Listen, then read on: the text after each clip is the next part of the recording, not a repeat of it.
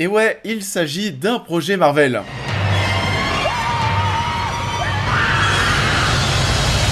Werewolf by night.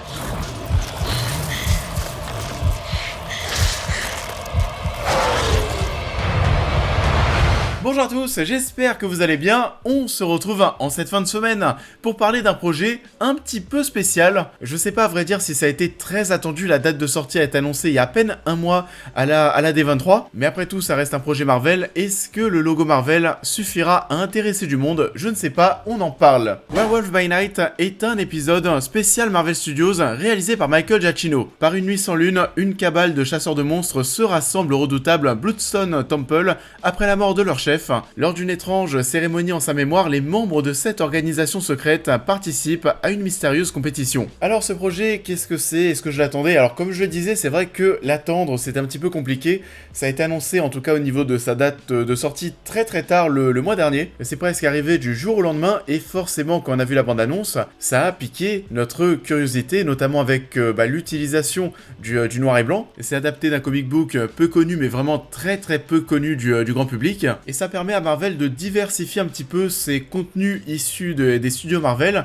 Parce que oui, cette fois-ci, on n'est pas sur un film, on n'est pas sur une série, on est sur un épisode spécial. Comment est-ce qu'il présente ça? Il y a un logo qui apparaît au départ. Présentation spéciale.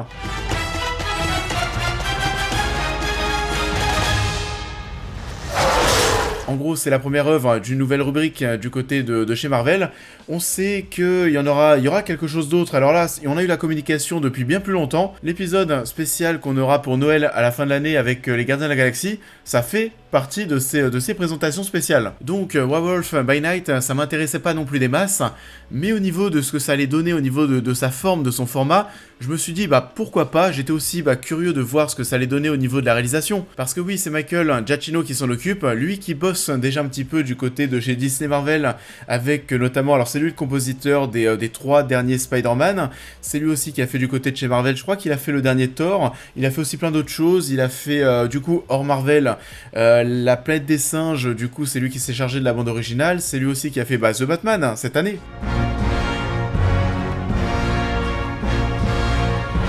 Il a déjà un petit peu touché à la réalisation d'épisodes concernant d'autres shows. Cette fois-ci, voilà, on lui file les rênes de quelque chose qui aura de la visibilité quand même. Et le moins que l'on puisse dire, c'est que je pense que c'est l'un des projets les plus singuliers du MCU depuis très longtemps. Ça veut pas forcément dire que c'est extraordinaire. Je vous le dis direct, j'ai pas détesté, j'ai pas passé un extraordinaire moment devant. Voilà, ça se regarde, ça change un petit peu, pourquoi pas. C'est important de le préciser, je pense, parce que vous allez vous poser la question, mais oui, ça fait bien partie du MCU, du Marvel Cinematic Universe, et c'est rentré en tournage très tard aussi, en mars-avril 2022. Ça débarque déjà ici en octobre, et j'attends quand même de voir si ça va faire parler, si ça va intéresser les gens, parce que oui, on parle quand même d'un comic book qui est très peu connu, d'un personnage qui l'est tout autant, c'est du noir et blanc. On sait très bien que généralement, c'est pas ce qui est plus grand public. Et je pense que pas mal de personnes vont s'y intéresser un petit peu parce qu'il y a le logo Marvel. Mais sinon, à part ça, pareil, des liens avec le MCU, on va pas forcément en avoir. Dès le départ, on va voir du coup les Avengers. On a une image des Avengers pareil en noir et blanc. Bon, clairement, ça on l'a mis d'entrée pour vous faire comprendre que ça fait partie de l'univers. Ensuite, pour le reste, on est sur quelque chose de très indépendant.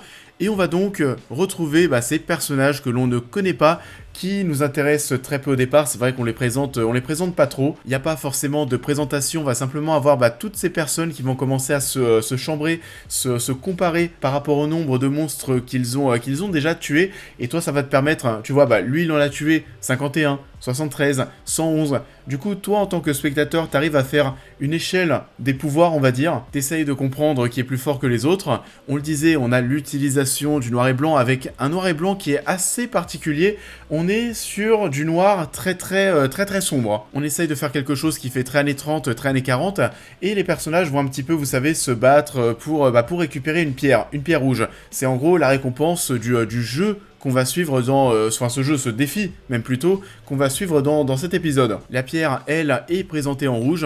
On a des musiques, des sonorités à l'ancienne aussi, des tourne-disques qu'on va retrouver dans l'épisode, qui jouent, pareil, des musiques d'un autre temps. Au niveau de l'image, là aussi, ça fonctionne pas mal. On a une image avec pas mal de grains. On a aussi, vous savez, parfois, comme si, voilà, la pellicule, comme si ça avait été tourné, pareil, avec des caméras à l'ancienne.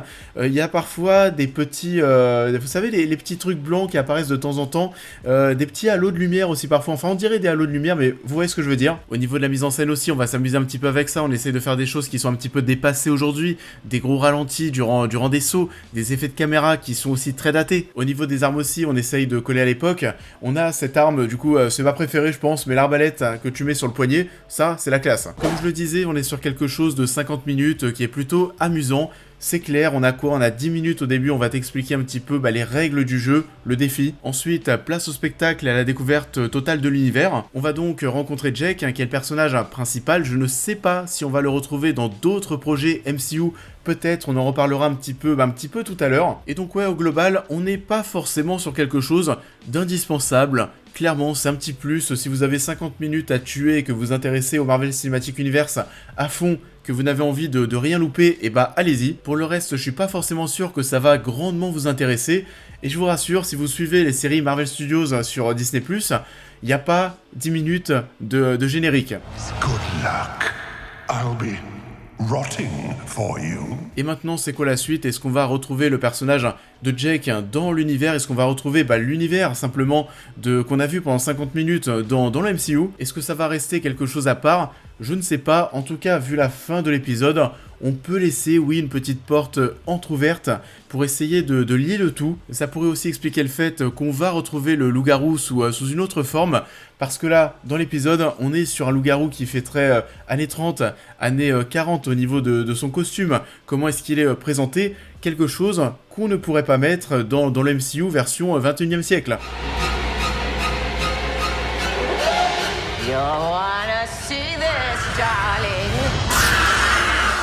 Please don't do this. Death is coming for you! Ça en est tout pour cette vidéo, j'espère qu'elle vous aura plu comme d'habitude. Je vous invite à la liker, à la partager, à me dire en commentaire ce que vous avez pensé de l'œuvre en question, à vous abonner, à me suivre sur l'intégralité de mes réseaux pour toutes les news et réactions à l'actualité, mais aussi à devenir membre soutien si vous souhaitez soutenir mon travail. Et on va se retrouver très vite sur la chaîne pour cette prochaine critique. But this time, something feels different. He's more dangerous.